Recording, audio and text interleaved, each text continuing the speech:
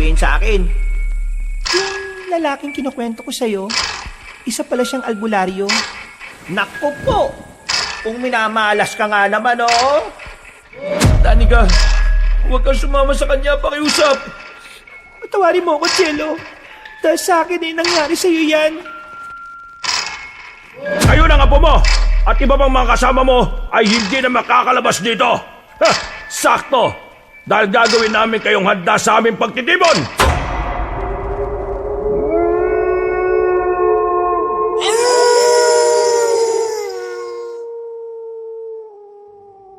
Ay magtatago? Ayos lang ho ba sa inyo na kinatatakutan tayo ng mga tao? Ako ang namumuno dito sa tribo natin. Kaya mas alam ko kung ano makabubuti. Dapat lang talaga na matakot sila sa atin kaysa naman tayo ang matakot sa kanila. Napapagod na ako sa ganitong pamumuhay natin, Ama. Gusto ko na po ng tahimik na buhay. Pwede naman tayong... Hindi ko na naituloy ang sasabihin ko dahil biglang hinawakan ng aking ama ang braso ko. Maigpit na hawak na may halong galit. Nakaramdam ako ng sakit na pisikal dahil sa ginawa niyang yon. Pero sanay na ako dahil bata pa lang ako ay pinalaki niya na ako sa ganoong pamamaraan. Madalas ko nang maisip na kung mahal ba ko ng aking ama. Pero sa tuwing tinatanong ko siya tungkol sa pagmamahal, ay lalo lamang siyang nanggagalaiti sa galit sa akin. Lagi niyang sinasabi na masyado raw akong madrama. Pwedeng ano?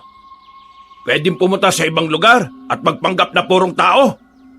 Naibang ka na talaga sa naiisip mo eh. Hindi ko alam kung bakit ako nagkaroon ng anak na kagaya mo. Kung nabubuhay lamang ang kuya mo, di sana may katuwang ako sa pangangalaga sa tribo natin. Hindi kagaya mo na puro sarili lang ang iniisip. Napaka-imposible ng pinapangarap mo dahil kahit kailan, hindi tayo matatanggap ng mga tao. Lalo na kapag nalaman nila na aswang tayo. Aswang na kumakain ng sariwang karne at laman ng tao. Itanim mo yan sa kukote mo, ha? Ang lahat ng sinasabi ko sa'yo, tandaan mo! Hindi ko na nakaya ang sakit ng higpit ng pagkakahawak ng aking ama sa braso ko, Kabanong. Kaya pinipilit ko yung hilahin. Mangiyak-ngiyak akong tumingin sa mabagsik na mukha ng ama ko. Hindi ko pa rin siya makumbinsi sa kagustuhan ko. Siguro nga, hibang ako, pero yun talaga ang pinapangarap ko. Ang mabuhay ng normal.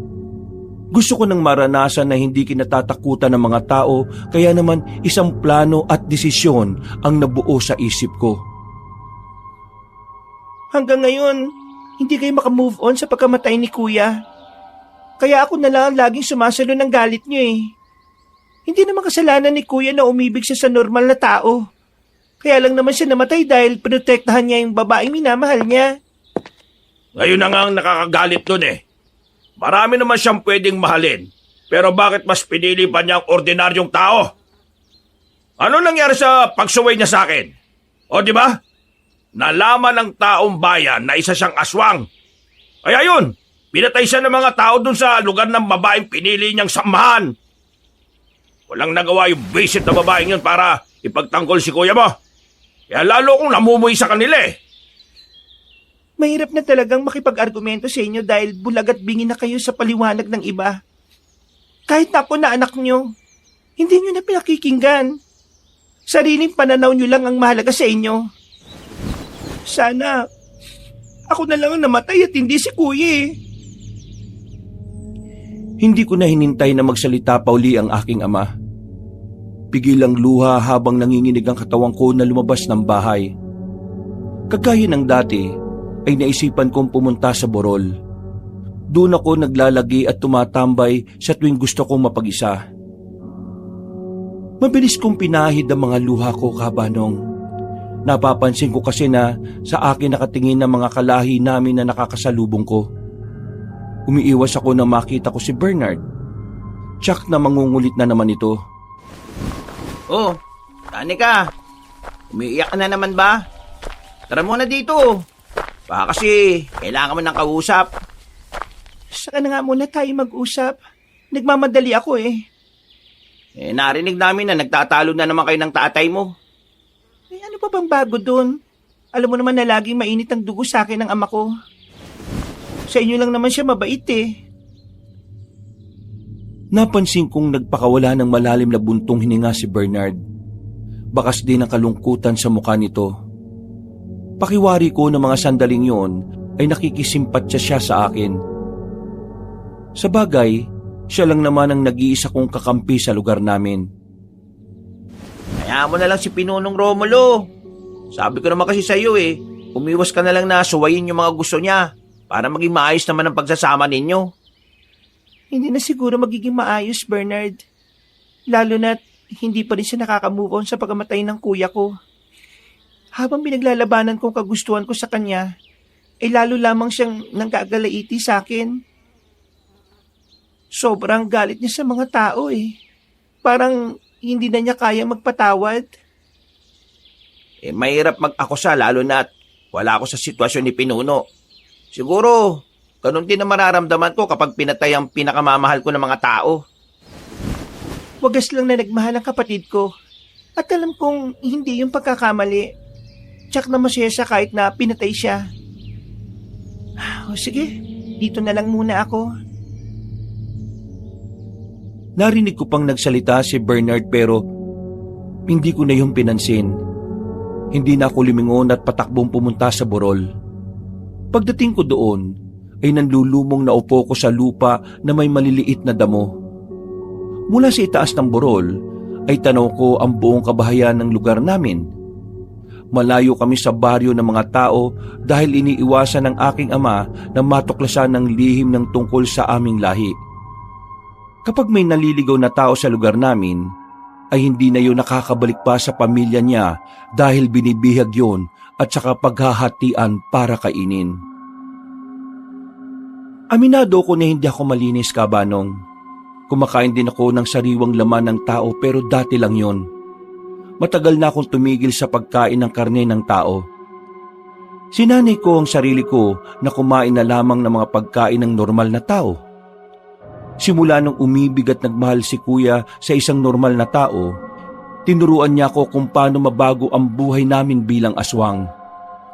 Nakita ko kung gaano kasaya ang kuya ko ng mga panahon na yon, kaya naman nangarap din ako na pwede palang magbago ang lahat sa amin. Ang aking ama lang naman ang hindi naniniwala sa pagbabago, kaya hindi siya sang-ayon sa mungkahi namin kahit noon pa. Kaibangan lang daw ang iniisip namin.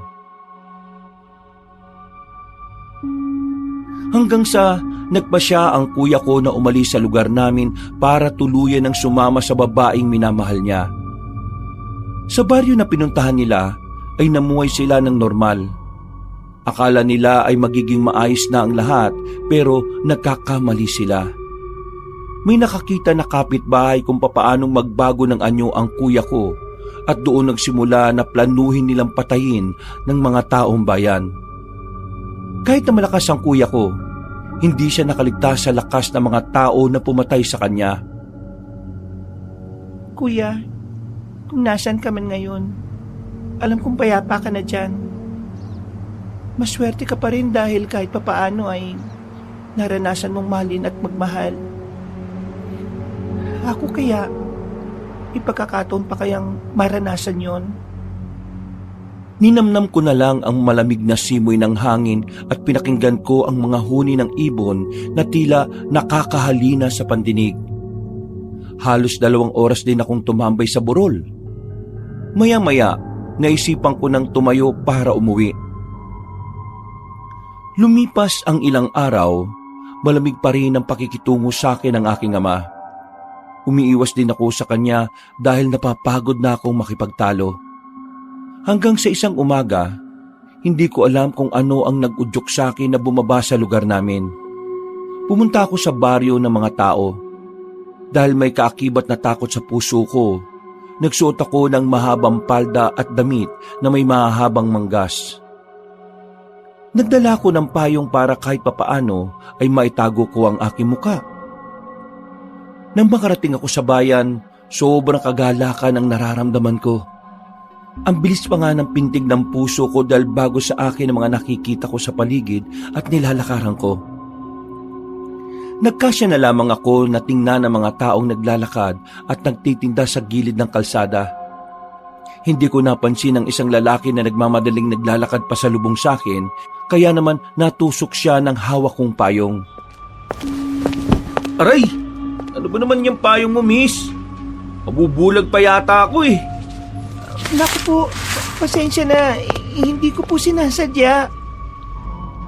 Mabilis kong tiniklop ang gamit kong payong at lumapit sa matangkad na lalaki na nakahawak sa kaliwang mata nito. Akma kong hahawakan ng mukha niya nang bigla niyang tabigin ang kamay ko. Huwag mo nga akong hawakan. Baka marumi ang kamay mo. At baka matitano pa yung mata ko. Titingnan ko lang naman, baka dumugo. Ay nako. Ayos lang ako. Sa susunod nga, mag-iingat ka naman.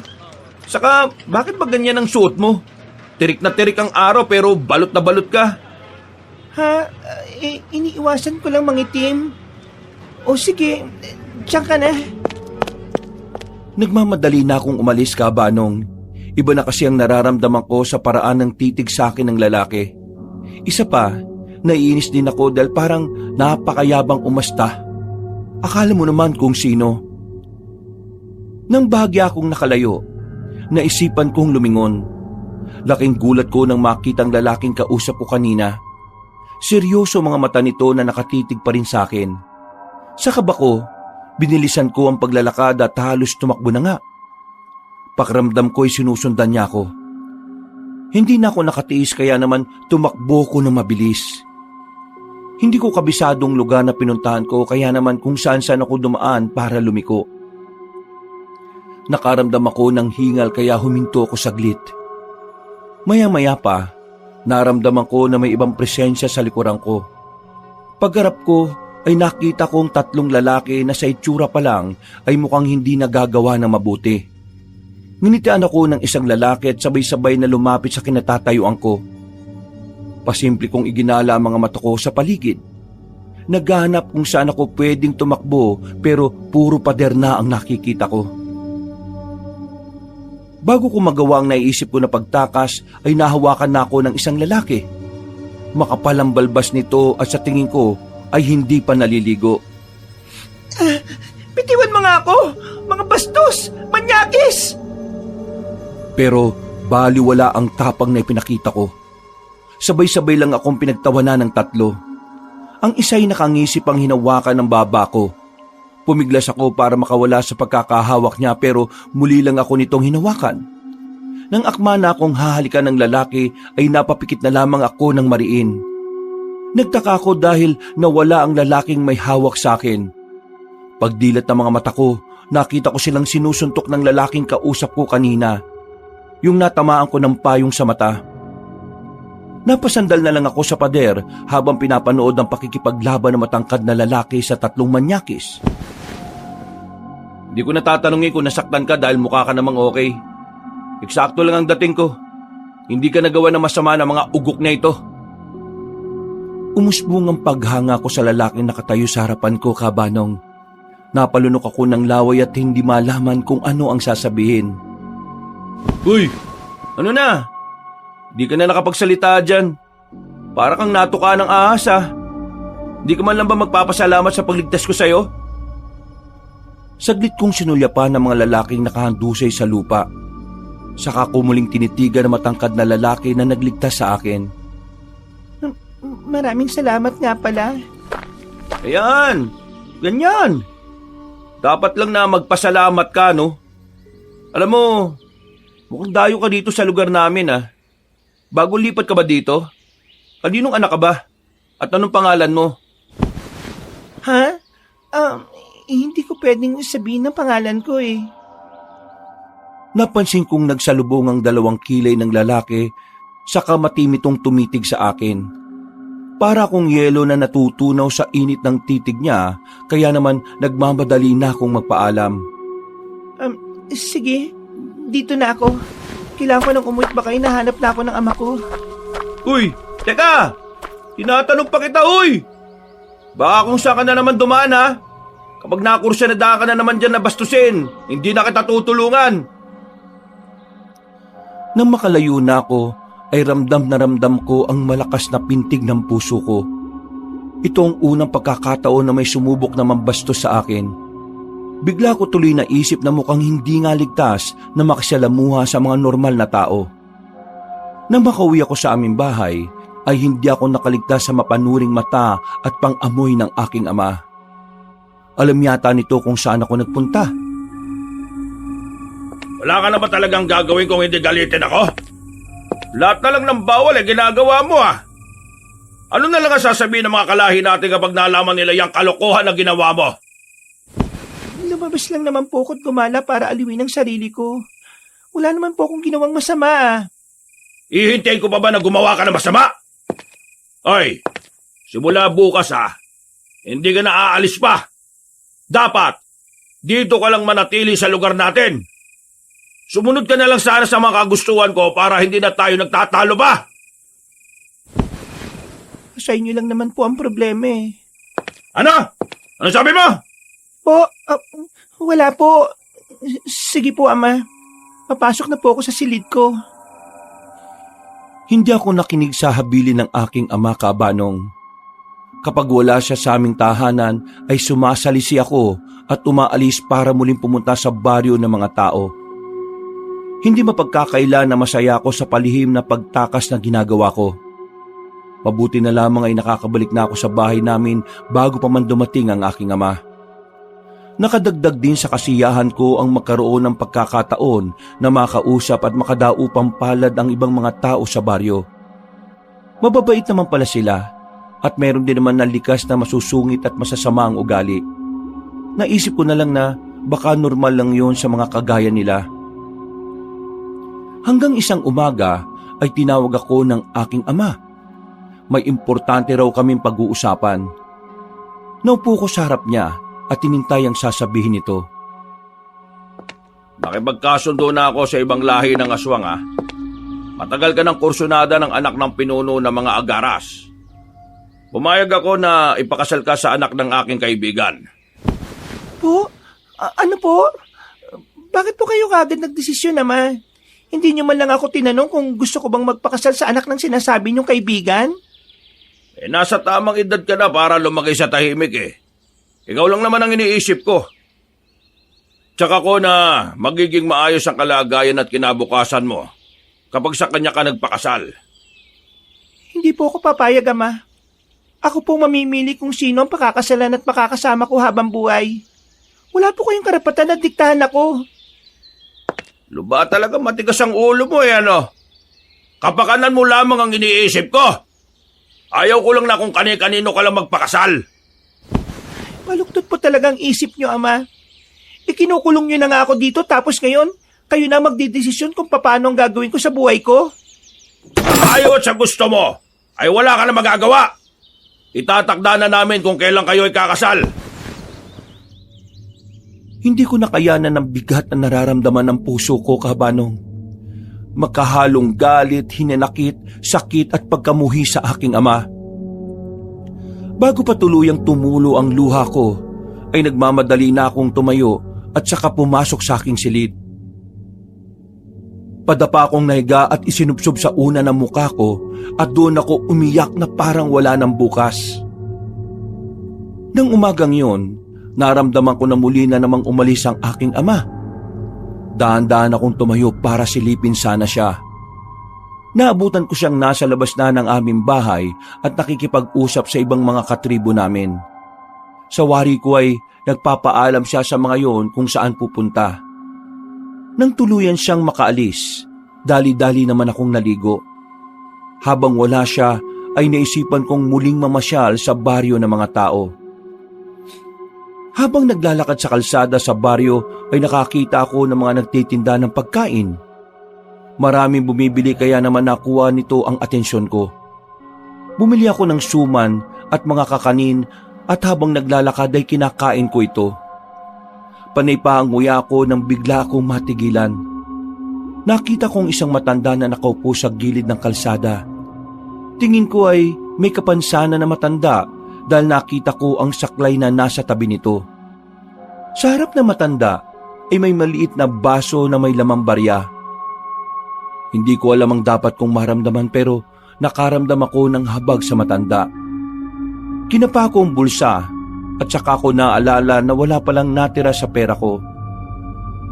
Lumapit ako sa matanda at sa mahina nitong boses ay sinabi nito na humihingi siya ng pera para pambili ng pagkain.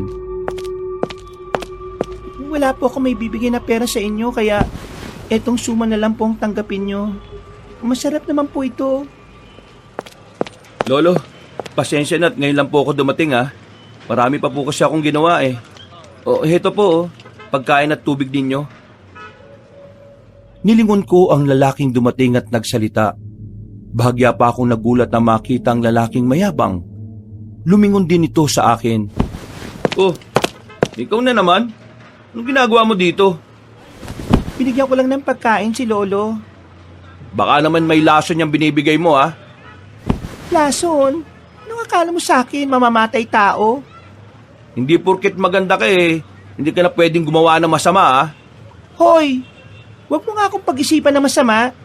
Ikaw nga eh, baka may lason din yung binibigay mong pagkain. Matagal na ako nagbibigay ng pagkain kay Lolo no. Pero buhay pa naman siya hanggang ngayon. Lo, sige po, aalis na po ako. Kainin niyo na pong lahat yan ha. At bukas dadalang ko po ulit kayo ng pagkain.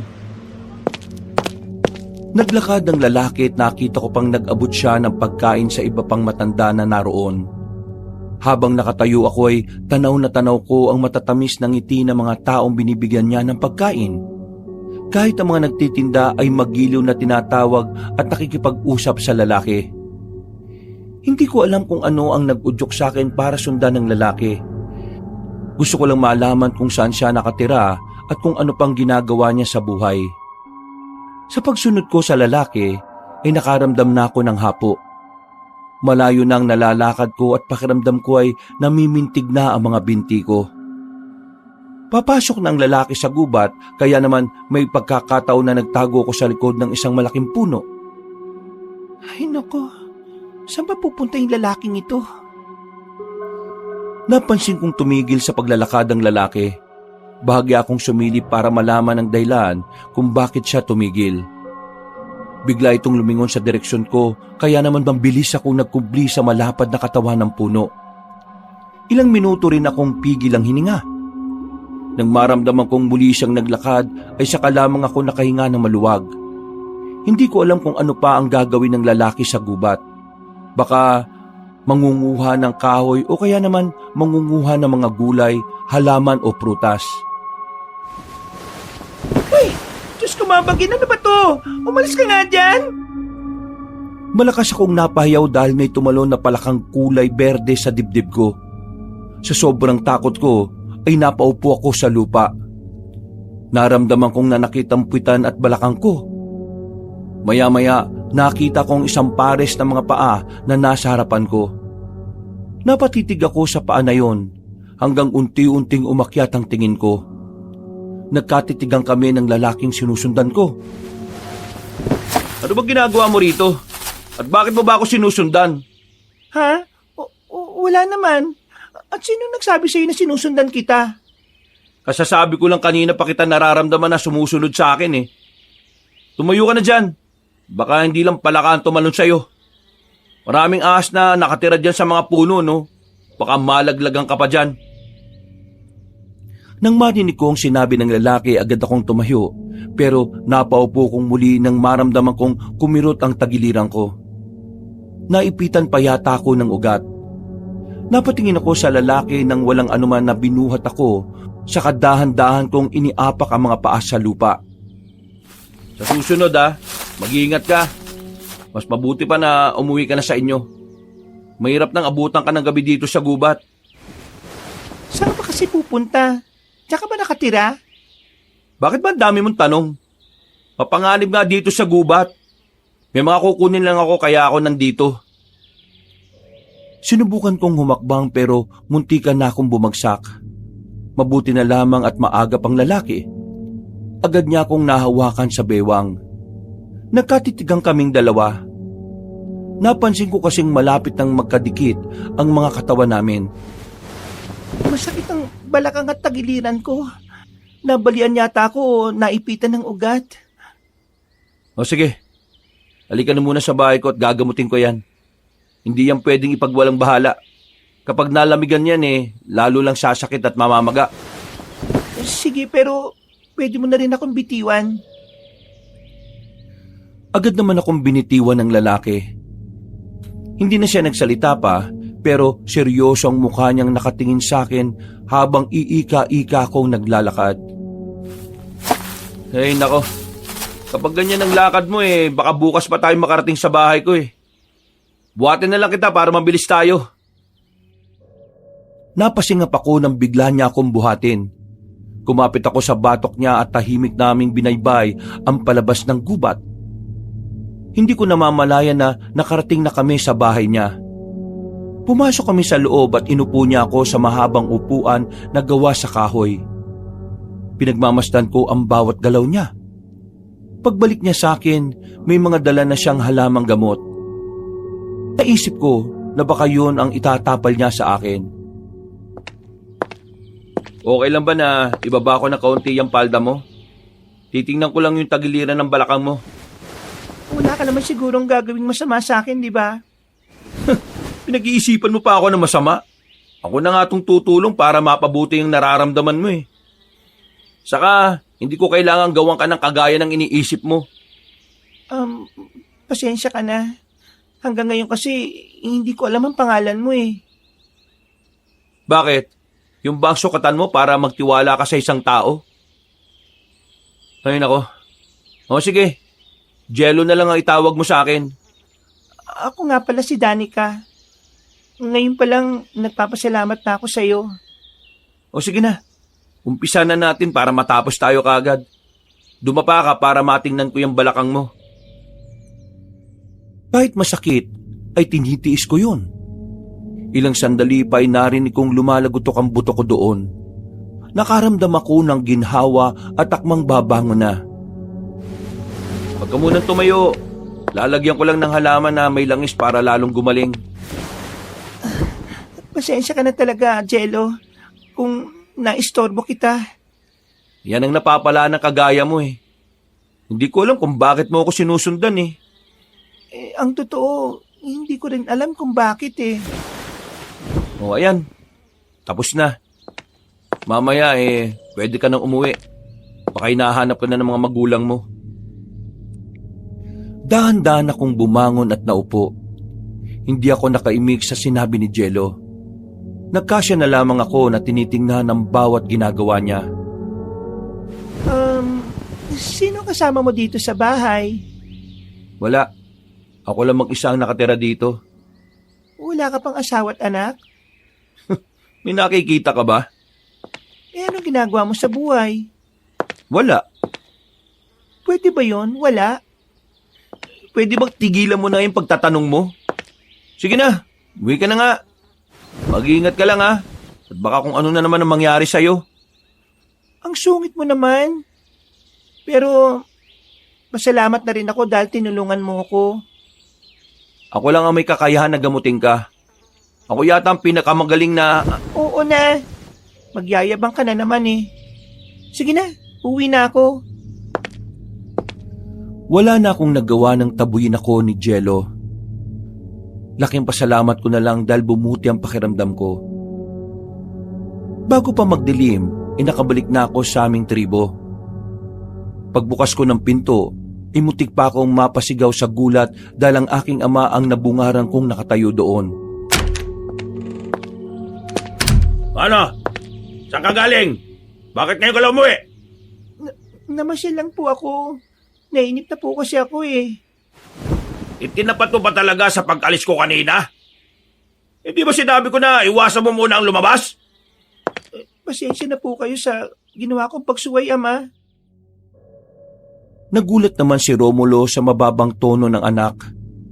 Nawala ang inis niya at saka ito pinapasok. Kumain na po ba kayo? Kumusta po ang lakad nyo kanina? Hindi pa ako kumakain pero busog pa naman ako.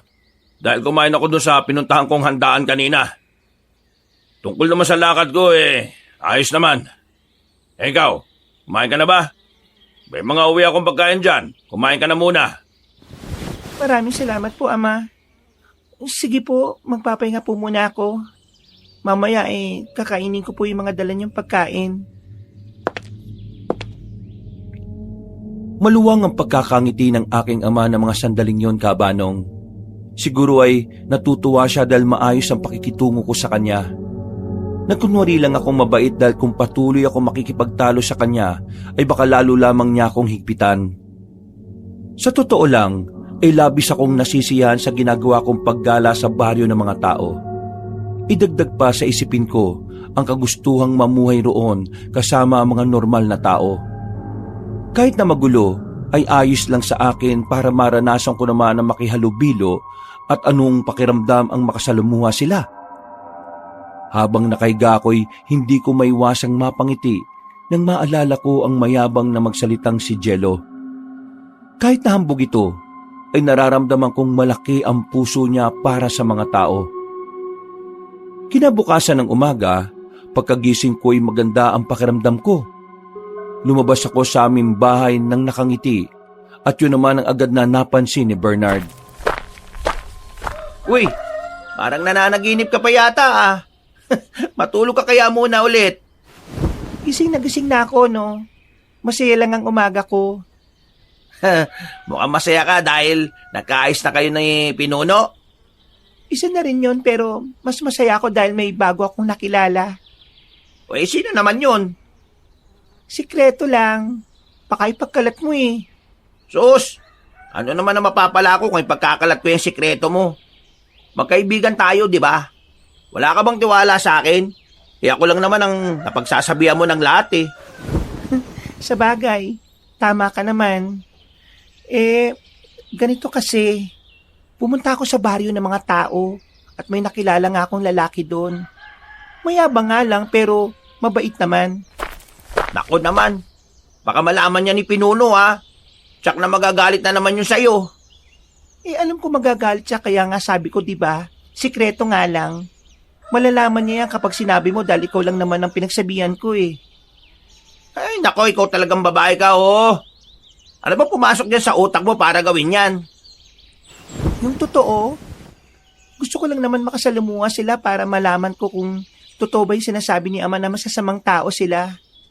O ano naman ba ang tingin mo? Para rin naman silang tayo eh. May mabubuti at may masasama. Kung gusto mong malaman, bumaba ka rin sa baryo nila. Ay nako, ayoko, mahirap na no. Baka maengganyo pa ako dun. Baka hindi na ako bumalik dito sa atin. Desisyon mo naman kung yun ang pipiliin mo eh. Ano naman ba itsura ng lalaking nakilala mo? Itsura ba ka mo? Gwapo rin naman siya. Matangkad. Moreno ang balat. Mas gwapo pa sa akin?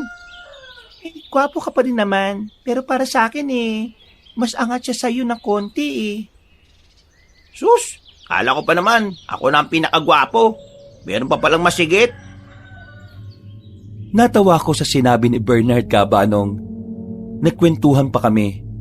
Ikinuwento ko sa kanya ang naging karanasan ko sa tuwing pumupunta ako sa baryo ng mga tao. Basta lagi kang mag-iingat ha. At sana, hindi nila malaman kung anong totoo mong pagkatao. Para hindi ka nila katakutan pagdating ng araw. Lumipas sa mga araw. Naging maayos at maganda naman ang pakikitungo namin ng aking ama sa isa't isa. Kagaya ng dati, kapag umaalis siya ay sumasalisi pa rin ako para pumunta sa baryo ng mga tao. Napadalas na rin ang pakikita namin ni Jello. Minsan ay pinapasyal niya ako sa mga lugar sa baryo nila. Namangako dahil sa bagong karanasan at kahit papaano ay masaya ako dahil nagkaroon ako ng iilang kaibigan sa tulong na rin ni Jello. Doon ko napatunayan, Kabanong, na hindi naman pala totoong masasama ang mga tao. Maayos ang pakikitungo nila sa akin. Isang bagay na lubos kong pinagpapasalamat. Alis muna ako, Danica. May kailangan lang akong puntahan. Kung alis ka, huwag ka lang magpapaabot ng gabi ha. Saan po pala kayo pupunta, Ama?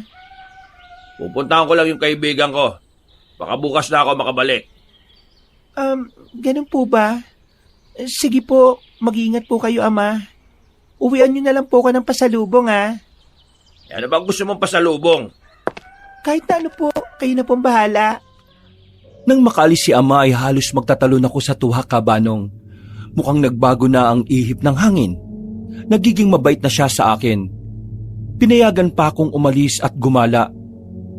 Dali-dali akong naligo at nagbihis. Nagpahid pa ako ng pulbo at kaunting pampapula sa labi.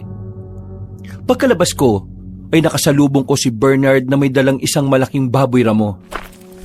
Uy, mukhang mamamasyal ka na naman ah. Oo, at alam mo kung saan ako pupunta? Nagpaalam ka ba kay Pinuno? Umalis si Ama saka pinayagan niya akong gumala. Mamaya ka na umalis. Tikman mo muna tong dala ko. Naku, hindi na. Kainin mo na lang yan. O sige na, dito na ako. Pakanta-kanta pa ako habang naglalakad. Nang makarating ako sa baryo ng mga tao, ay bumili ako ng suman sa matandang nagtitinda na lagi kong binibilhan. Binati ako nito at sinabing kakaiba ang aura ko nung araw na yon. Lahat ng papuri na natatanggap ko ay nagpapasaya sa puso ko. Habang naglalakad, ay kinakain ko ang biniling suman. Maya-maya pa ay naramdaman kong may sumabay sa aking paglalakad. Nalingunan ko si Jello. Uy, mamimili ka ba? Oo wala na kasi ako mga kasangkapan sa pagluto sa kusina. Tapos ka na bang mamili? Hindi pa naman. Sama ako? Ayos lang ba? Pwede naman. Basta tutulong ka magbuhat ha. Kung magaan lang naman pwede. Matagal ka nang lagi sumasama sa akin pero hanggang ngayon hindi mo pa rin sinasabi sa akin kung saan ka nakatira. Sa kabilang bayan pa kasi ako nakatira Kabilang bayan? Bakit nakakarating ka rito? Wala lang. Nakakainip kasi dun sa lugar namin kaya naisipan kong kumala. At dito ako napapadpad. Kaya pala. Siguro, puro pangit ang nakatira dun sa baryo ninyo, no? Uy, hindi naman. Marami ring magaganda at gwapo sa amin. Huwag ka na nga maraming tinatanong dyan. Mamili na lang tayo. Namili na nga kami at nang matapos ay pilit kong kinukuha ang ibang mga pinamili ni Jello pero ayaw nitong ibigay ang mga dala nito sa akin. Seryoso ang mukha nito habang naglalakad kami. Pagdating sa bahay niya ay nadatnan namin sa labas ang isang matandang lalaki. Agad na nagmano si Jello sa nasabing matanda. Nakatingin na matanda sa akin kaya naman ginaya ko ang ginawa niya. Nagmano rin ako sa matanda. Olo, bakit nandito po kayo sa labas? Sana pumasok na kayo sa loob. Hinihintay talaga kita po. Kumusta po ba kayo? Mabutit naisipan yung dalawin ako. Napanaginiban nga kita kagabi kaya ako naisipang dalawin ka Tungkol naman po saan yung napanaginipan nyo? Masamang panaginip. Sa panaginip ko pinatay ka raw ng pinuno ng mga aswang. Nagulat ako nang marinig ang sinabi ng matanda. Napatingin ako sa kanya habang nakikinig sa kwento nito. Nakaramdam din ako ng kakaibang kaba, lalo na kapag napapatingin sa akin ang matanda. Teka. Sino nga pala yung magandang binibini na kasama mo? Kasintahan mo na ba siya, Apo? Ay, nakakalimutan ko ipakilala sa inyo, Lo. Siya nga po pala si Danica. Sa kabilang bayan siya nakatira at bagong kaibigan ko po siya. Ay, nako. Akala ko mabibigyan mo na ako ng apo. Ay, kaibigan mo lang pala. Lolo naman, wala pa ho sa isip ko yung pag-aasawa. Pero bagay kayo ni Danica kung sakali. Hindi ko alam kung ano ang magiging reaksyon ko ng mga oras na yon, Kabanong. Sadyang nakakatuwang kausap ang matanda at kahit unang beses ko palang siyang makita ay magaan na kagad ang loob ko sa kanya. Naku, pasensya ka na, Danica. Ganyan lang talaga lolo ko. Ayos lang. Mukhang mabait naman ang lolo mo Ay, oo naman. Ang bait niyan. Ako lang naman ang hindi Inabot ako ng hapon sa bahay ni Jello. Walang puknat na kwentuhan at pinanood ko pa kung paano gumawa ng halamang gamot si Mang Tasyo. Napag-alaman ko rin na albularyo pala sila. Nang malaman ko yon ay hindi na ako mapakali sa kinauupuan ko. Naalala ko ang sabi ng ama ko dati na ang mga albularyo ang isa sa mga mortal naming kaaway. Sa loob-loob ko, wala namang masama kung makikipagkaibigan ako sa isang albularyo kagaya ni Jello. Hindi ko naman sasabihin sa kanya ang tungkol sa tunay kong pagkatao para wala kaming maging problema. May sasabihin sana ako sa iyo, Apo. Pwede ba kitang makausap lang tayong dalawa lang? Oo naman, Lo. Bakit? Tungkol ba saan yung pag-uusapan natin? May kakaiba lang akong napapansin dyan sa bisita mo. Nararamdaman mo ba ang nararamdaman ko sa kanya? Opo, Lo. Alam ko naman pero wag na lang natin banggitin sa kanya. Baka may sarili siyang dahilan. Ay sa bagay, tama ka, Apo. Basta ikaw nang bahala sa kanya, ha? At lagi ka lang mag-iingat. Nang hapong yon ay nagpaalam na si Mang Tasyo na umuwi. Sumabay na rin ako na nagpaalam kay Jello. Habang sabay kaming naglalakad na matanda, ay bigla na lamang itong tumigil sa paglalakad. Magtatanong sana ako kung bakit siya tumigil pero sinenyasan lang niya ako na huwag maingay. Kagaya ng matanda, ay nakiramdam ako sa paligid. Maya-maya pa ay may tumalon mula sa kung saan. Inibabawan ng isang nilalang ang matanda. Nakita kong nanggaling yon sa ilalim ng lupa. Isang abwak ang sumugod sa matanda. Sumigaw ako ng malakas para humingi ng tulong dahil nakikita ko na parang nahihirapan si Lolo Tasyo sa kalaban nito. Mabilis na papasok ang abwak sa lupa at saka ito muling lalabas at susulpot para muling sumugod. Ilang sandali pa ay nakita kong dumating si Jello. May hawak itong espada. Nakaramdam ako ng kaba nang makita ang espadang yon. Nararamdaman kong malakas ang enerhiya na nanggagaling doon. Walang inaksayang pagkakataon si Jello. Tinulungan nito ang matanda at sinabing siya na ang bahalang umarap sa abwak ng aswang. Tila alam na alam ni Jello kung saan lalabas ang abwak. Eksaktong pagkalabas nito sa ilalim ng lupa ay sinalubong ni Jello ng hawak na espada ang abwak. Tinamaan ito at nahati sa dalawa ang katawan. Narinig ko pa ang mahinang pag-ungol ng abwak bago ito malagutan ng hininga. Hindi kayo sasantuin ng espada ko! Eksakto ang dating mo. Matanda na talaga ako kaya medyo mahina na sa pakikipaglaban. Ayos ka lang ba, Danica? Oo. Ayos lang naman ako. Ang mabuti pa ihatid ko na kayo hanggang sa sakayan sa bayan. Baka bigla na namang may manalasang aswang Talaga bang may naliligaw na mga aswang dito sa lugar ninyo? Oo, marami. Kilala kasi kaming albularyo nila Lolo. Kaya kami ang madalas na puntiryahin ng mga pangit na yan. Ano ang dahilan nila para gambalain kayo? Simple lang. Gusto lang nilang gumanti dahil marami na kaming napapatay mula sa lahi nila. Sa bayan nyo ba? Walang mga aswang? Ha? Meron din naman pero hindi pa ako nakakita ng aswang Ngayon pa lang ang una. Kaya lagi kang mag-iingat lalo na kapag gumagala ka. Oo. Maraming salamat sa paalala. Pagdating sa sakayan sa bayan ay pinauna namin makasakay si Mang Tasyo. Tinanong ako ni Jello kung saan ako sasakay. Sinabi ko na lang na may hihintayin akong sundo para pwede na niya akong iwanan. Nakinig naman si Jello at umuwi na pabalik sa bahay nito. Nang matanong kong malayo na si Jello ay saka naman ako nagmamadaling umalis. Gabi na nang makarating ako sa bahay namin. Wala pa ang aking ama at mukhang kinabukasan na nga siya uuwi.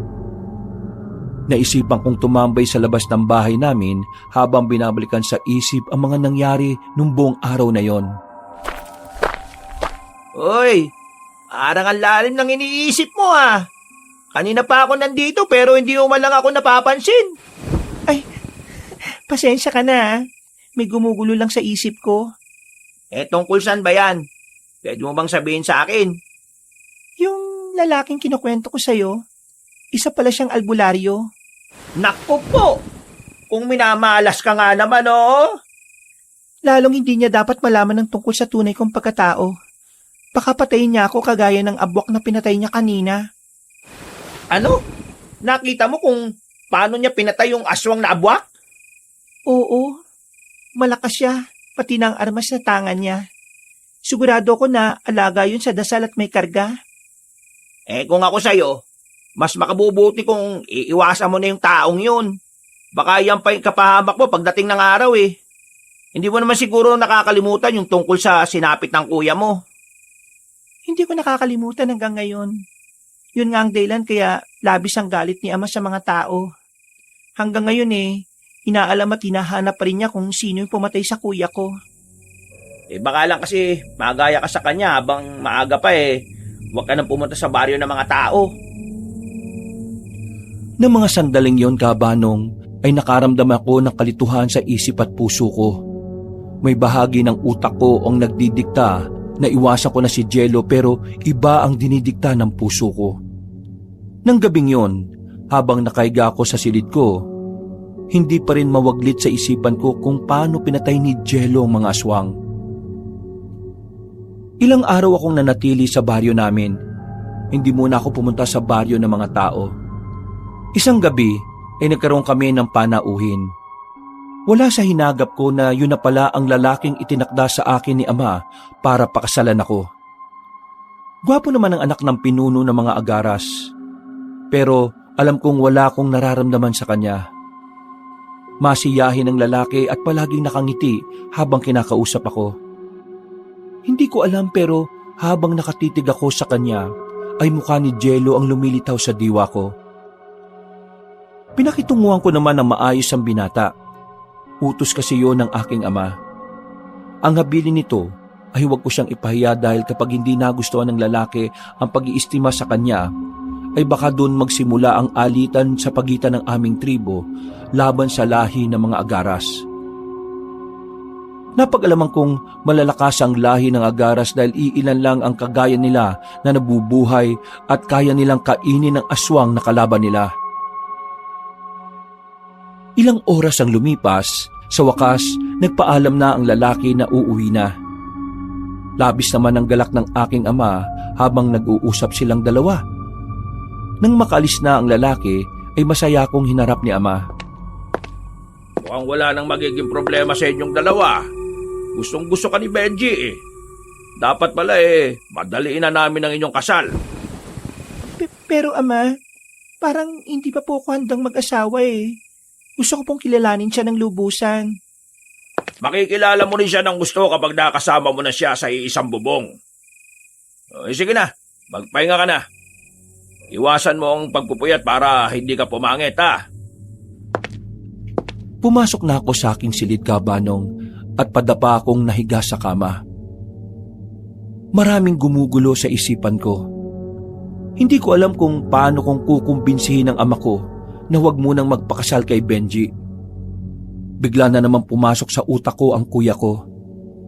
Naalala niya na hinabilin niya sa akin dati nung nabubuhay pa siya na huwag akong papayag na magpakasal at makipagkasundo sa lalaking hindi ko naman mahal. Sa pagkakaalala sa namayapa akong kapatid, ay hindi ko napigilang tumulo ang luha ko. Sana lang ay may lakas ako ng loob para suwayin ang kagustuhan ng aming ama. Para makaramdam ng saya, ay muli akong bumaba sa baryo ng mga tao. Dahil malalim ang iniisip ko, hindi ko kagad napansin si Jello na sinabayan ako sa paglalakad. Oh, baka malunod ka niyan ha? Ha? Bakit naman ako malulunod? Yang lalim kasi ng iniisip mo eh. Wala lang to. Matagal kitang hindi nakita ha. Naging abala ka siguro. May mga inasikaso lang ako sa bahay namin. Saan ka pa napupunta ngayon? Pupuntahan sana kita sa bahay mo eh. Oo, sige. Sakto. Magluluto ako ngayon. Sabay ka na namin kumain.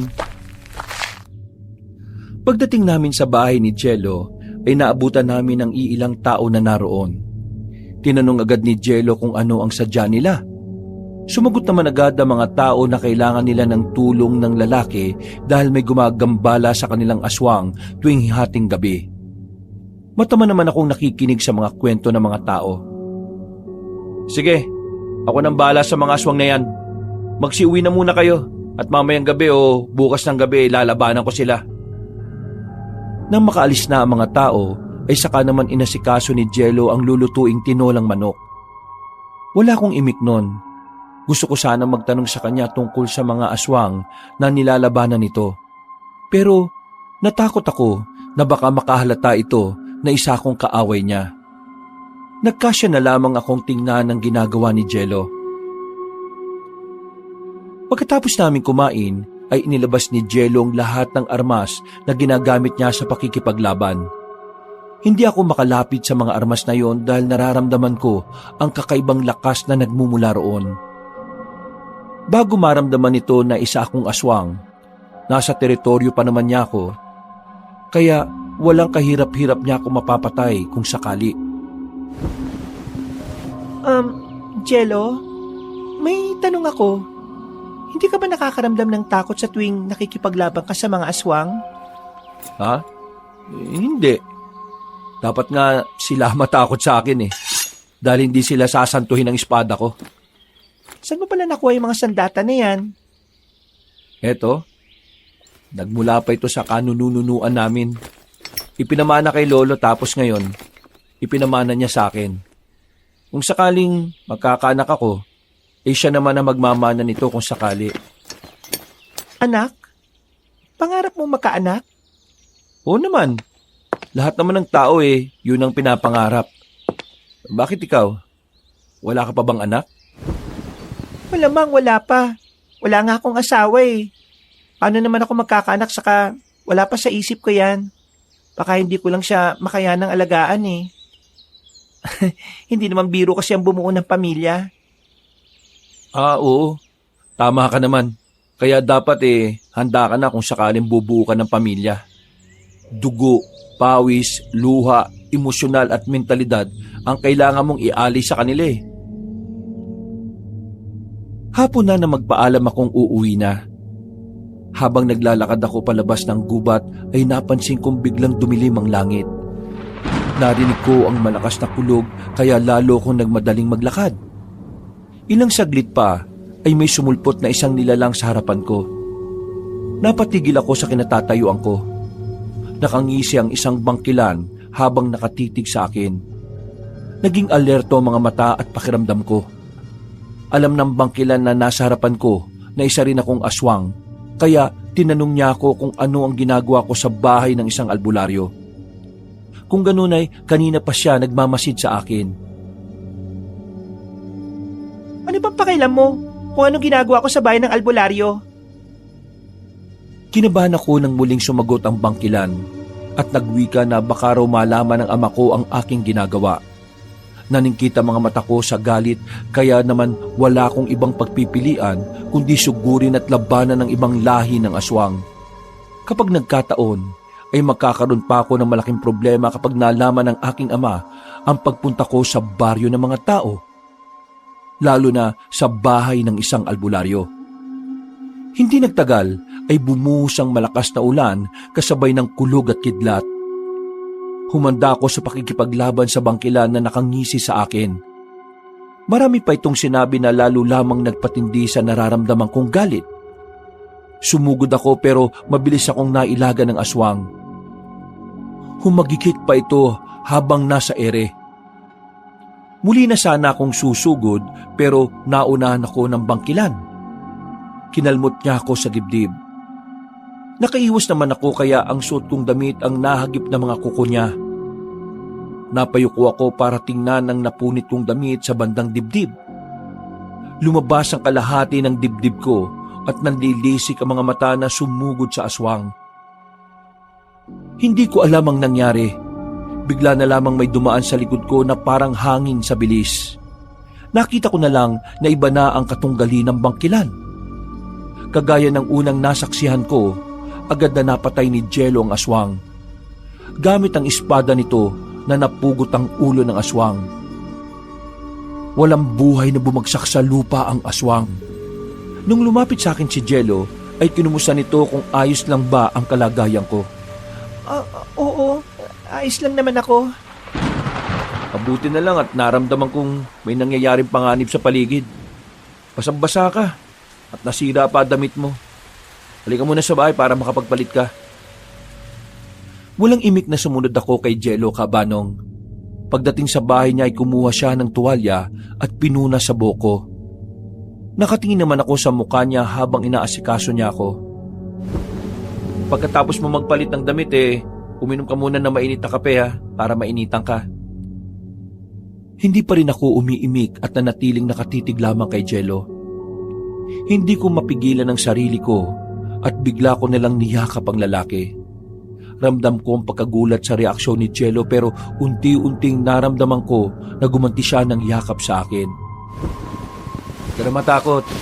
Pinatay ko na yung asyong na sumugod sa'yo kanina. Walang mangyayari masama sa'yo hanggat nakatayo at malakas ako. Hindi ako sumagot. Niluwagan ko ang pagkakayapos kay Jello at saka ko siya hinalikan sa labi.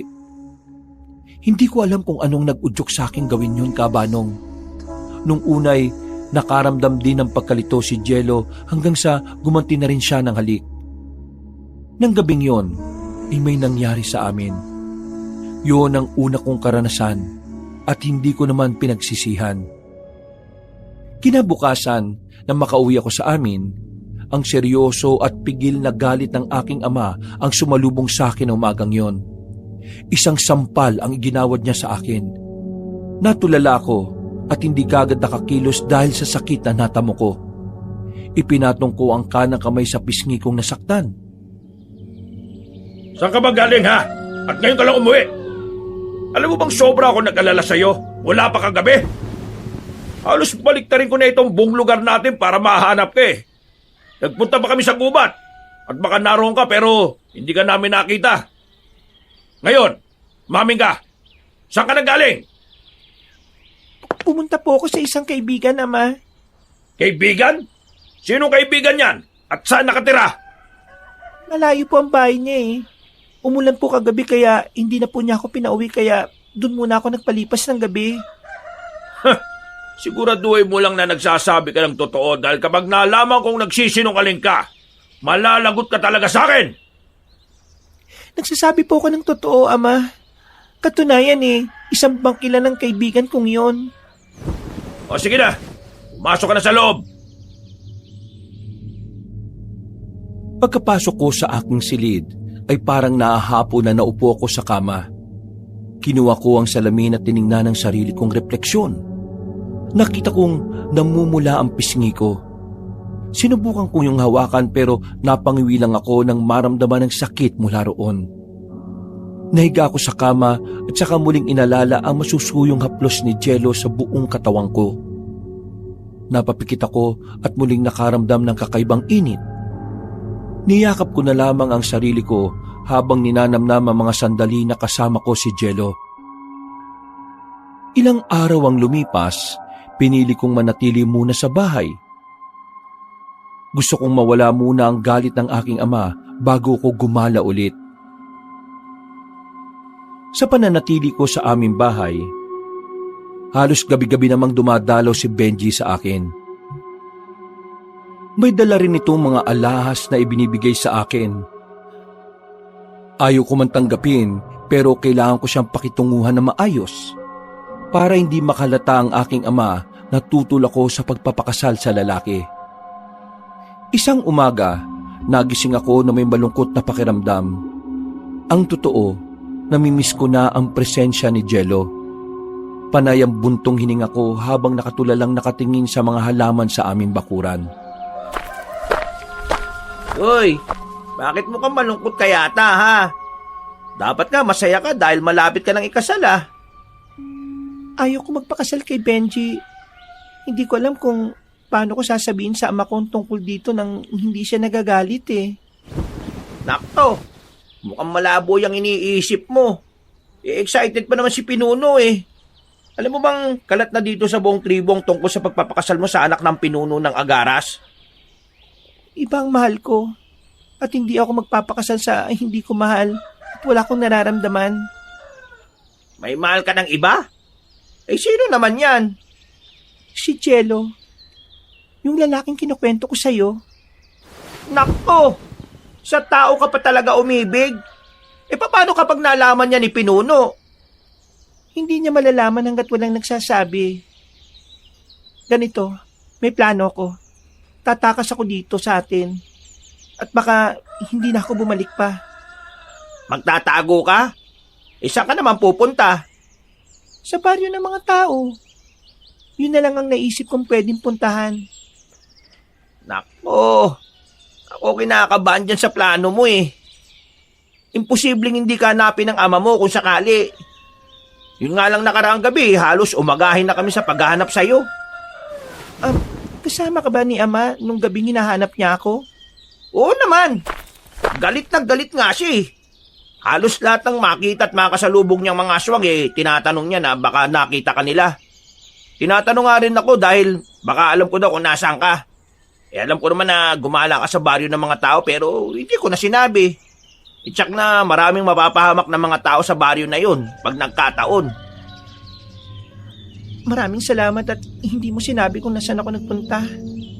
Ikaw lang ang tanging pinagkakatiwalaan ko, Bernard. Magtiwala ka lang sa akin, Danica. Nang muling umalis ang aking ama, ay nagmamadali akong nag-impake ng mga damit ko. Kaunti lang ang dinala ko para hindi magtaka ang mga katribo namin. Nang isukbit ko ang bag, iginala ko pa mga mata sa kabuuan ng aming bahay. Sa isip-isip ko, yun na siguro ang huling pagkakataon na masisilayan ko ang bahay namin. Halos lahat ng magaganda at masasayang alaala ng aming kabataan ay naroon. Naalala ko pa ang nanay at kuya ko na parang nakikita ko sila sa bawat sulok ng bahay. Bago pa tumulo ang luha ko, ay nagpasya na akong umalis. Maatim na magpakasal sa iba lalo na't hindi ko naman mahal. Ikaw, Jello, ang mahal ko. Kung papayag ka na magsama na tayo, mananatili na ako dito. Tulungan mo ako. Kapag nahanap ako ng aking ama, tsak na ikukulong at sasaktan niya ako. Hanggat nandito ka sa tabi ko, wala siyang magagawang masama sa'yo. Maraming salamat, Jello. Panatag na ako dahil nakaalis na ako sa amin. Gusto na nga kitang hanapin at puntahan sa kabilang bayan dahil ilang araw ka nang hindi nagpapakita sa akin pagkatapos na nangyari sa atin. Binantayan ako ni Ama Galit na galit siya nung umaga na akong nakauwi. Nagsinungaling na lang ako noon sa kanya. Dahil kapag sinabi kong tungkol sa'yo, tsak na mas magagalit siya. Sinaktan ka ba niya? Marahang tango lang ang tanging naisagot ko kay Jello Cabanong. Ikinuwento ko kung paano kong sinaktan ng aking ama at kitang-kita ko matinding galit sa kanyang mga mata. Napansin ko rin na gumalaw ang panga niya na parang nagtitimpi. Hinaplos niya ang pisngi ko saka mabining hinagkan. Napakapit naman ako sa ginawa niya. Ilang sandali pa ay nagyakap na kami habang pinagsasaluan ng init ng aming mga halik. Isa-isa nang nahubad ang aming saplot at doon sa mahabang upuan ay muli niya akong inangkin. Naging masaya ako sa piling ni Jello Cabanong. Masayang pakiramdam na hiniling ko na sana ay wala ng katapusan. Sa paglipas ng bawat araw ay lalo kong nararamdaman ng sobrang pagmamahal ko sa kanya. Ganon din si Jello. Inaalagaan at inaasikaso niya ako lagi. Unti-unti ay natutunan ko kung paanong mamuhay na parang normal na tao. Marami siyang itinuro sa akin na agad ko namang natutunan. Habang kasama ko siya, ay hindi ko na iniisip ang aking ama at kung ano ang maaaring mangyari sa mga susunod pang bukas at araw. Ang importante ay masaya kami sa piling ng isa't isa. Halos nasuyod na ni Romulo ang lahat ng kagubatan na naiisip na maaaring puntahan ng kanyang anak na si Danica. Pero ganun pa man ay bigo pa rin siyang mahanap ito. Hindi pwedeng malaman ng pinuno ng mga agaras na lumayas ang anak niya. Hindi pwedeng hindi matuloy ang kasal dahil tsak na pagmumulan niyo ng gera laban sa tribo nila. Nang mapagod sa paghahanap, ay sa kanya nakita ang matalik na kaibigan ng anak na si Bernard. Agad niya itong ipinahuli at ikinulong para tanungin kung nasan si Danica. Wala akong alam, pinuno.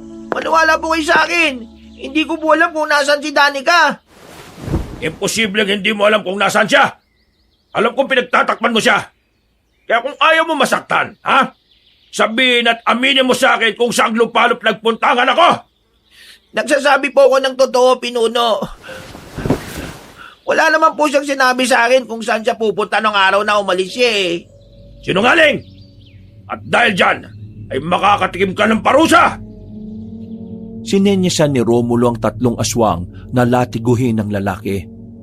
Agad namang sumunod ang 3 at malakas na hinagupit sa likod at buong katawan ang kaawa-awang si Bernard. Iyak, impit, ungol at pagmamakaawa na lang ang tanging nagawa ng lalaki habang si Romulo ay naging bingi sa pakiusap ng binatang kalahi.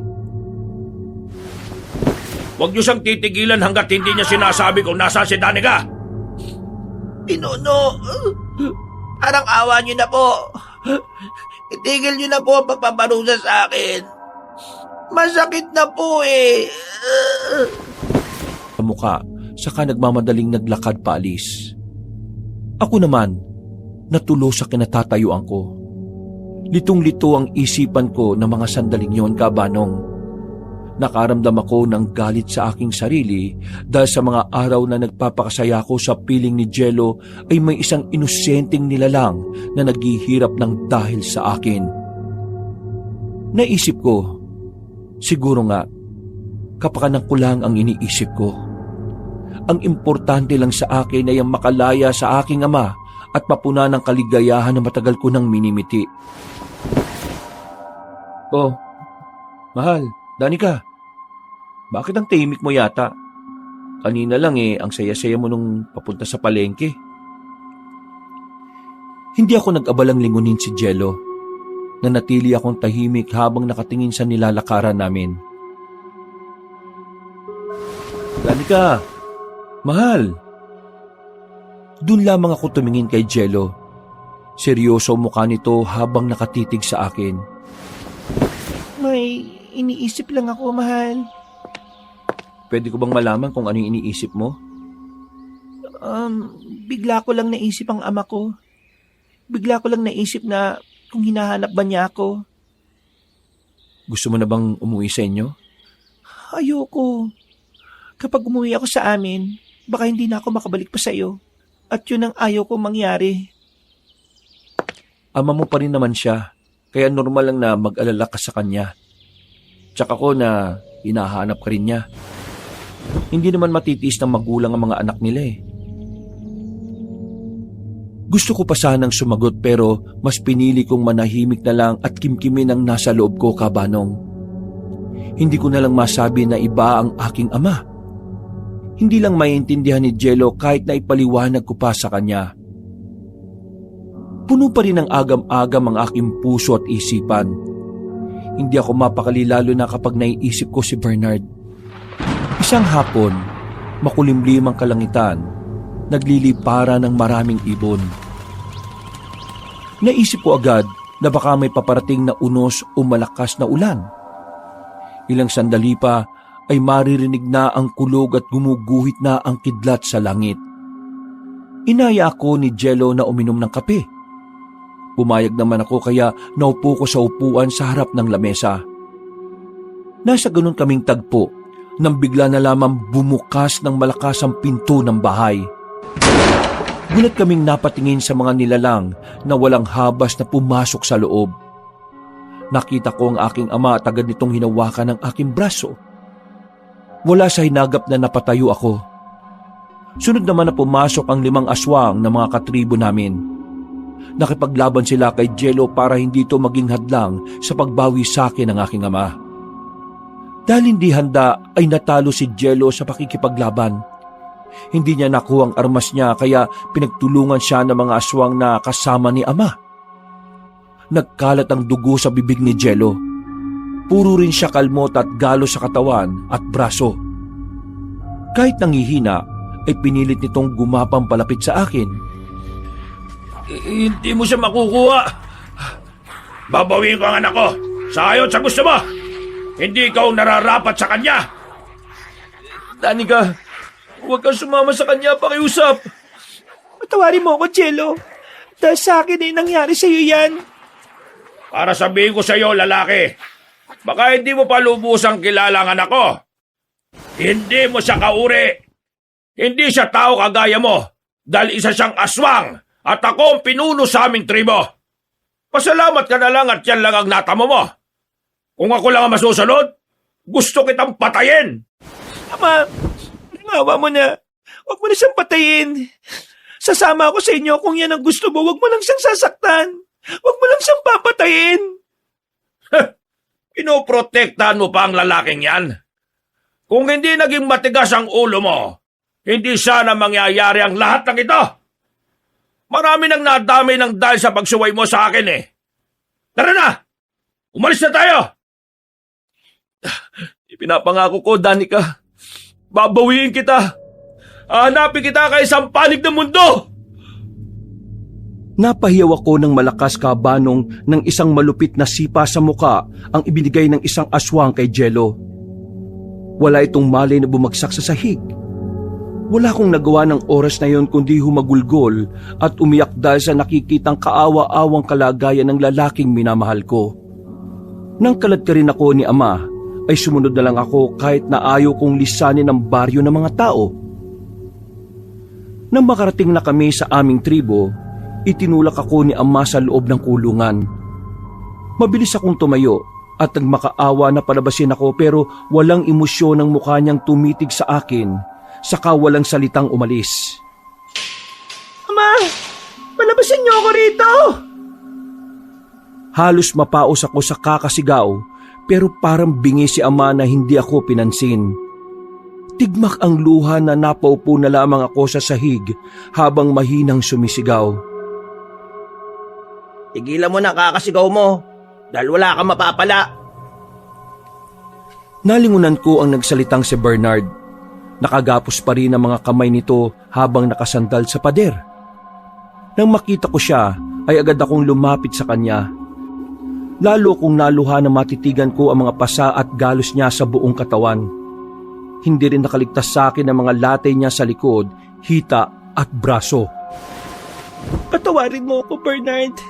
Nang dahil sa akin ay nangyari sa iyo to.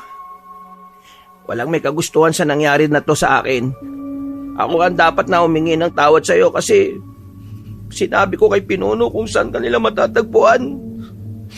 Pasensya ka na ha. Hindi ko dapat sabihin kaya lang tinamay na nila si Ine at muntik nang hagupitin ng lati ko. Ayos lang sana kung ako ang pahirapan at sasaktan nila. Kayang-kaya ko naman tisin yung para sa iyo eh. Kaya lang, dinamay na nila si Ina. Kaya, napilitan akong sabihin kung nasaan ka. Sana mapatawad mo ako, Danica. Patawarin mo ako. Huwag kang humingi ng tawad. Ako dapat ang gumawa nun eh. Tingnan mo kalagayan mo ngayon. Paano mong natiis na saktan ka nila ng ganyan? Ayos lang ako, Danica. Hindi ko lang nagawang itago ang sikreto mo. Dahil nga kay Ina.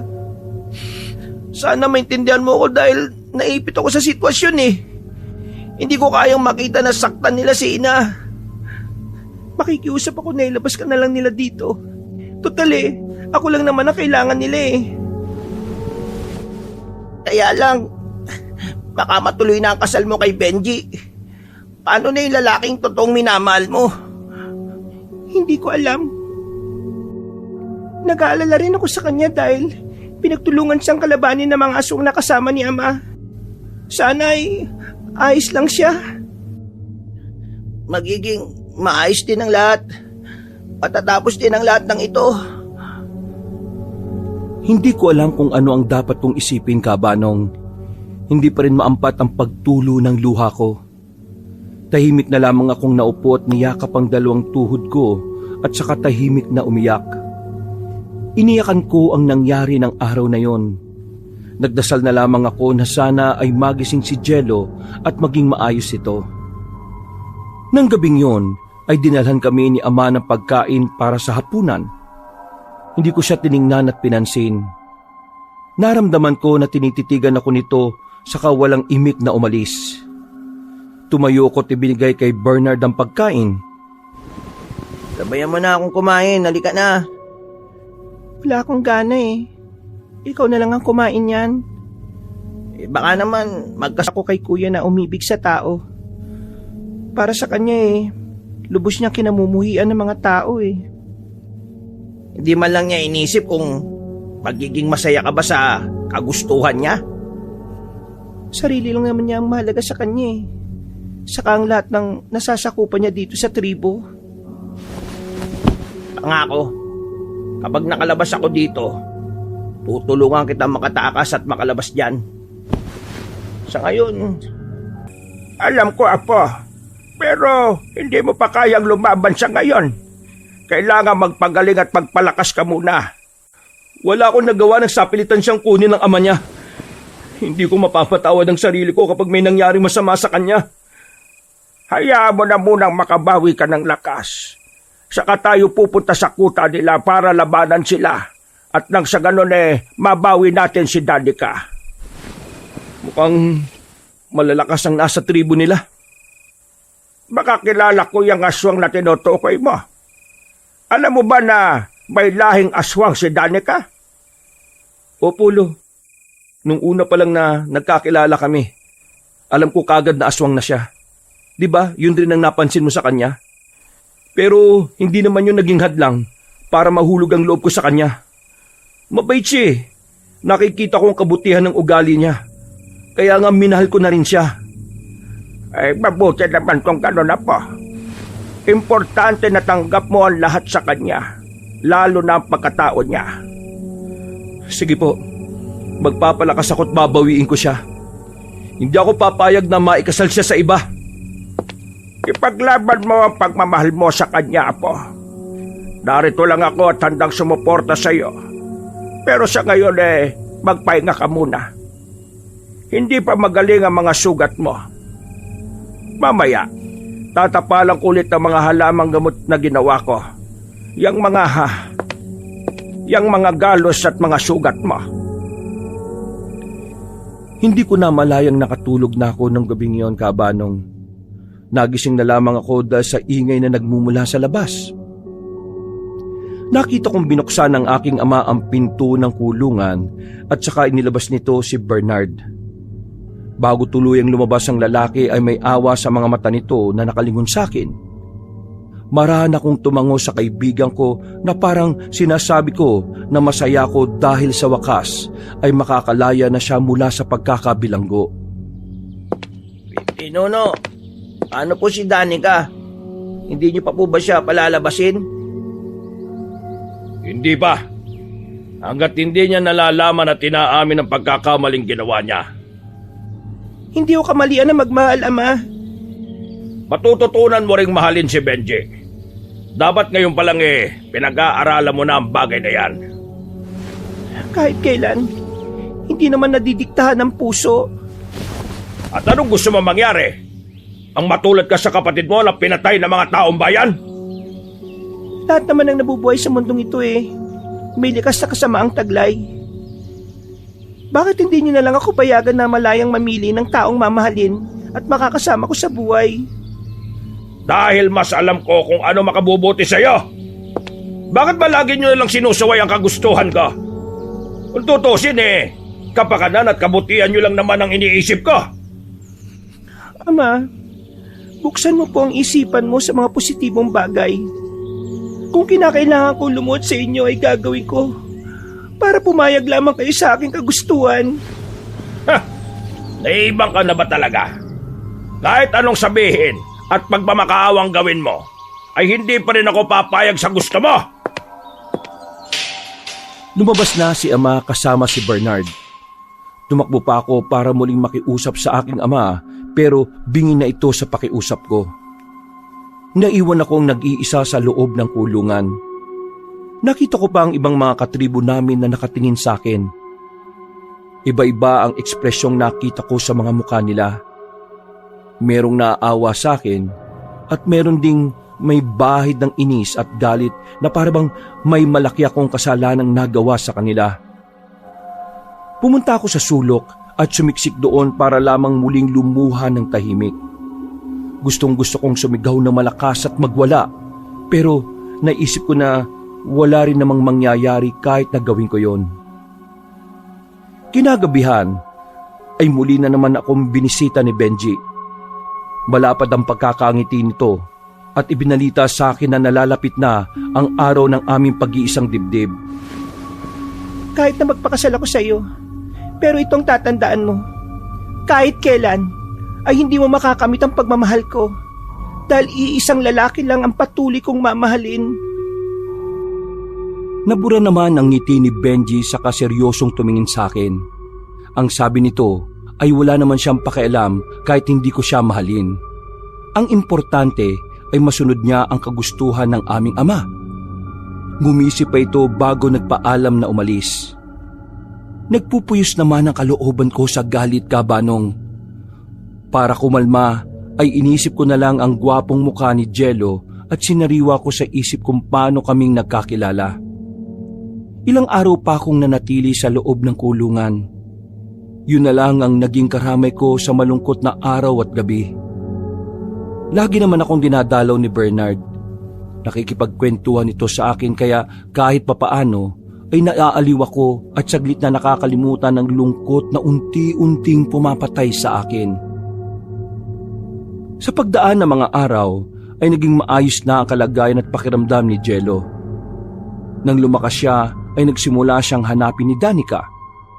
Nagtanong-tanong siya sa bayan nila kung nakikita pa ba nila ang dalaga at kung alam na mga ito kung saan ito nakatira.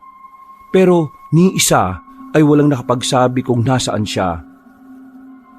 Ilang araw na nagtiyagang hanapin ni Jello ang babaeng minamahal pero bigo siya sa tuwing uuwi sa kanyang bahay. Lalo lamang siyang nilalamon ng kalungkutan sa tuwing naaalala ang masayang mukha nito. Naiisip din niya kung kumusta na ba ang lagay nito. Hindi sumuko si Jello na suyurin ng lahat ng gubat at kabundukan hanggang isang araw ay nakasalubong niya ang isang aswang habang naglalakad. Naramdaman agad niya na uminit ang medalyon na nasa liig niya, kaya alam niya na may kalaban sa paligid. Hinawakan niya kagad ang espada at saka nakiramdam sa paligid. Maya-maya pa ay biglang may sumugod sa kanya. Kinapitan siya nito sa likod habang matinis na tumatawa. Pinilit niyang hawakan ang kamay nito na nakakapit sa kanya.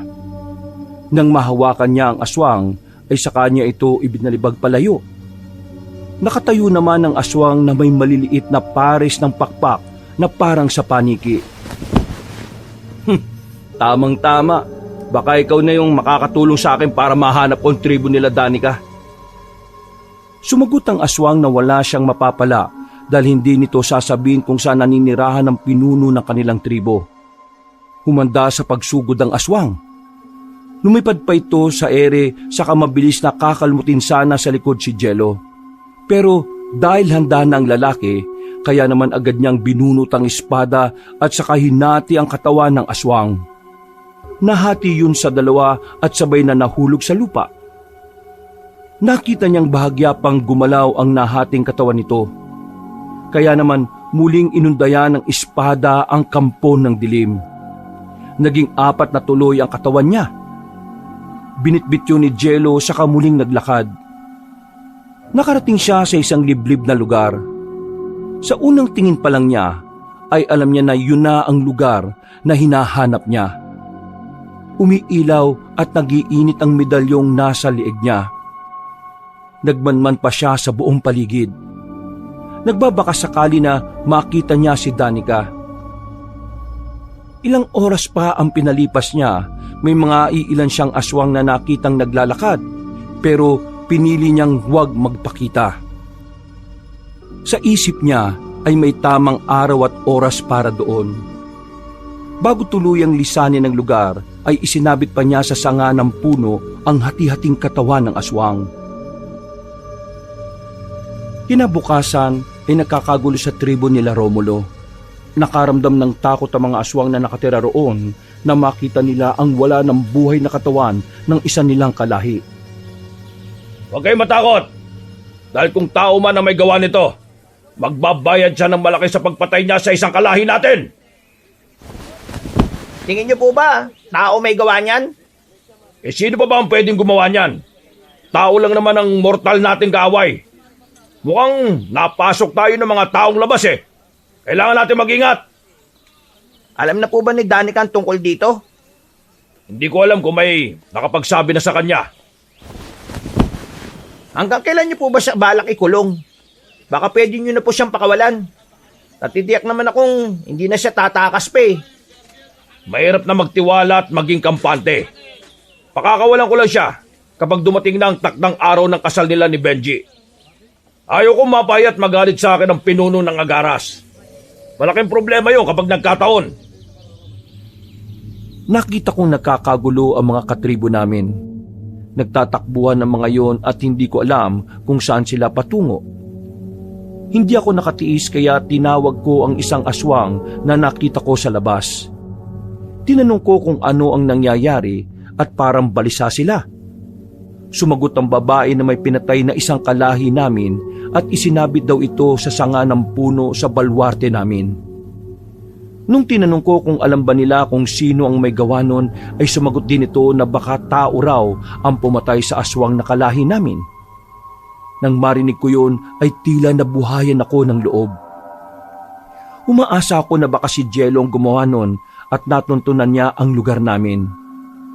Sa sulok ng puso ko ay nakaramdam din ako ng takot at pangamba para sa kaligtasan ng lalaki. Nagdarasal na lamang ako na sana ay kung anuman ang binabalak nito ay wala naman dito sanang mangyaring masama. Natigil ako sa malalim na pag-iisip nang dumating si Bernard. Ibinalita rin nito ang tungkol sa nangyari pati na ang mga naging pag-uusap nila ng aking ama. Alam kong si Jello may gawa nun. Huwag ka na lamang sana maingay, Bernard. Kung ganon eh, tama nga ang hinala ni Pinuno na tao nga ang pumatay sa isang kalahi natin. Pwede bang makiusap ako sa'yo? Ano naman ipapakiusap mo? Basta siguraduhin mo lang na hindi na ako mapapahamak dyan, ha? Hindi ka mapapahamak kung mag-iingat ka. Gusto kong pumunta ka sa balwarte natin at hintayin mo kung sakaling darating si Jello. Sabi mo sa kanya kung nasaan ako at tulungan mo rin siya para makalabas na ako dito. Ay naku, mukhang pahirap at delikado yung pinagagawa mo sa akin. Paano kapag natakot siya sa akin at gawan ako na masama? Baka magaya ko dun sa hati-hati ng katawan. Kaya nga kailangan mo siyang makausap para ipaliwanag sa kanya na hindi ka naman masama para hindi ka niya saktan. Sabi mong kaibigan mo ko. Kailan ko ba siya abangan? Subukan mong pumuslit mamayang gabi. Magtago ka lang para walang ibang makakita sa'yo. Ay nako, sige, gagawin ko. Alang-alang sa kaligayahan mo. Gusto ko rin na maging malaya ka na sa bilangguang yan. Maraming salamat, Bernard, ha. Tatanawin kong utang na loob to habang nabubuhay ako. Nang sumapit ang gabi, ay pasimpleng pumunta sa balwarte si Bernard. Nagtago siya sa mga halaman na naroon habang nakikiramdam sa paligid. Nakita pa niya ang ibang aswang na kalahi na nagmula galing sa gubat. Naisip niya na baka naghahanap sila ng makakain. Inabot na siya ng hating gabi pero bigo siyang makita ang lalaki kaya naman nagpasya na siyang umalis at umuwi na muna. Pinunta niya sa kulungan si Danica para magsabi ng balita. Pasensya ka na, Danica. Pero hindi dumating si Jello eh. Kaya mo, susubukan ko ulit bukas ng gabi. Baka sakaling dumating na siya. May naisip ako. Mas maganda kung bababa ka sa baryo ng mga tao. Yun ang sigurado para makausap mo siya. Ha? Hindi ba mas lalong delikado buhay ko kapag ginawa ko yon? Baka mahuli ako. Kaya nga mag-ingat ka eh. At mas maganda kung gabi ka pupunta para walang makahalata sa'yo. Iisipin ng mga katribo natin na maghanap ka lang ng pagkain kaya ka lumabas. O sige, payag na ako. Bukas na lang natin ng umaga pag-usapan yan. Matulog at magpahinga ka na. Nakaramdam na naman ako ng kalungkutan nang maalala ko si Jello. Sobrang miss na miss ko na kasi siya. Gusto ko lang din namang malaman ang kalagayan niya kaya naisipan kong utusan si Bernard. malaki pa rin ang tiwala ko sa kaibigan ko at tanging siya lang ang pag-asa ko sa mga panahong ito. Kinabukasan, hinintay ni Bernard na gumabi. Nang kumalat na ang dilim sa paligid, ay saka siya lumabas ng bahay nila. Dumaan pa siya sa kulungan ni Danica at sumenyas lang ito na mag-iingat siya. Nang makababa na si Bernard sa baryo ng mga tao, ay alam na niya kung saan eksaktong pupuntahan ang lalaking sadya. Itinuro na sa kanya ni Danica kung papaano makakarating sa bahay ni Jello. Nang makita na ni Bernard ang bahay ng taong sadya niya, ay akma na sana siyang kakatok.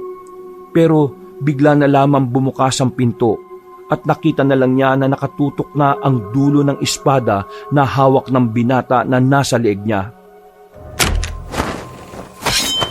Ano sadya mo rito?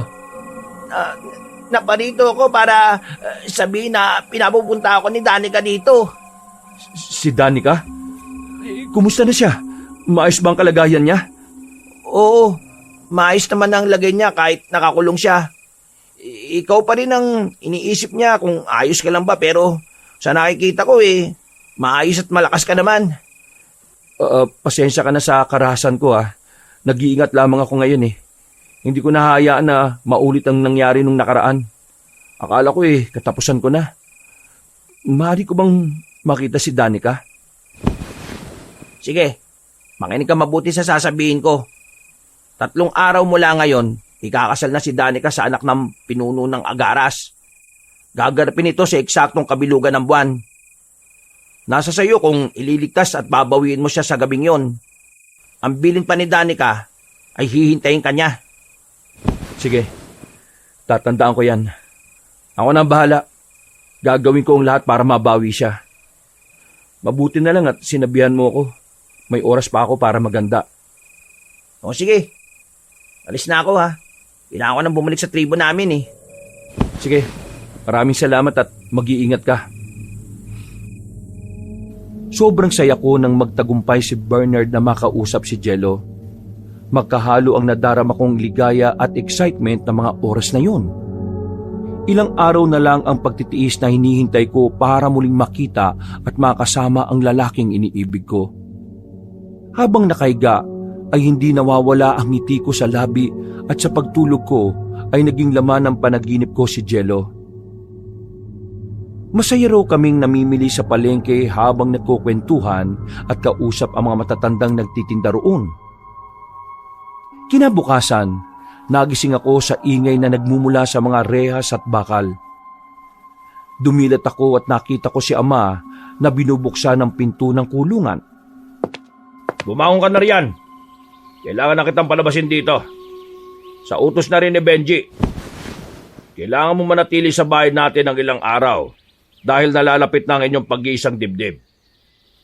Ipinadala na rin niya ang susutin mo sa inyong kasal. Sana matutuwa si Benji kapag nakita niya kung gaano kaganda ang mapapangasawa niya. Sana po ako titira pagkatapos ng kasal. Doon ka naman nanatili sa lugar nila Benji. Yun ang kagustuhan ni Benji Ipinangako naman niya sa akin na gagawin at ituturing kanyang parang reyna. Nagpakawala na lang ako ng malalim na buntong hininga, Kabanong. Ipinagsalikop ko ang 2 kamay para kahit papaano ay mabawasan ang tensyon na nararamdaman ko.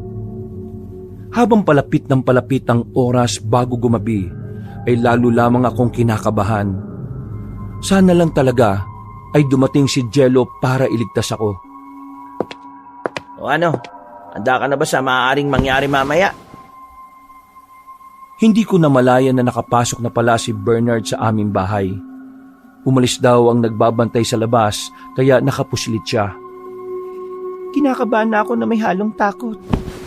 Paano kung hindi dumating si Jello? Alam ko darating siya. Kaya kung ako sa'yo, ipanatag mo na yung kalooban mo. Maraming salamat talaga, Bernard. Kung hindi dahil sa'yo, baka ito na ang hangganan ng aking kaligayahan. Hindi ko pa rin maisip na si Benji ang makakasama ko Isipin ko pa lang na hahawakan, hahaplusin o hahalikan niya ako. Parang nangangalisag na yung mga balahibo ko Magtiwala ka lang sa taong minamahal mo. Ililigtas ka niya kahit na anong mangyari. Yun ang sabi niya sa akin, ha? O sige na, dito na muna ako at baka mahuli pa ako ng mga bantay.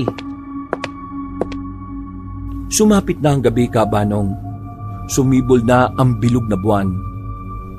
Pumasok si Ama sa aking kwarto para sabihin na nariyan na ang buong angkan nila Benji kasama ang iba pang mga bisita. Alam kong tutol pa rin sa loob mo na magpakasal kay Benji.